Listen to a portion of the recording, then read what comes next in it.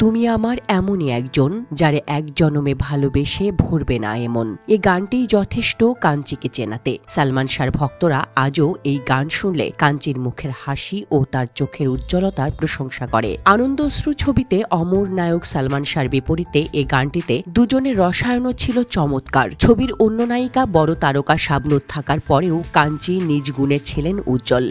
এ ছবিতে নায়িকা থেকে অভিনেত্রী কাঞ্চিকে বেশি যেন চেনায়। ৯০-এর দশকে ঢাকাই সিনেমার জগতে এক উজ্জ্বল আলো হিসেবে আবির্ভূত হয়েছিলেন কাঞ্চি। পিরোজপুর জেলার নাজিরপুর উপজেলার চরমাটি ভাঙ্গা গ্রামের মেয়ে কাঞ্চি। দুই বোনের মধ্যে কাঞ্চি ছোট। অনেকেই জানেন না কাঞ্চি বর্তমানে লন্ডনে রয়েছেন। দেশে তেমন আসেন না বললেই চলে। কাঞ্চির বাবা বেঁচে নেই, মা থাকেন যুক্তরাষ্ট্রে। কাঞ্চির বাবা ছিলেন পুলিশ অফিসার। অবসর নিয়ে যুক্তরাষ্ট্রে স্থায়ীভাবে বসবাস শুরু করেছেন। সেখানেই ব্যবসা বাণিজ্য করে স্থায়ী হয়েছেন। কাঞ্চির বাবা চাচারা সবাই উচ্চ শিক্ষিত।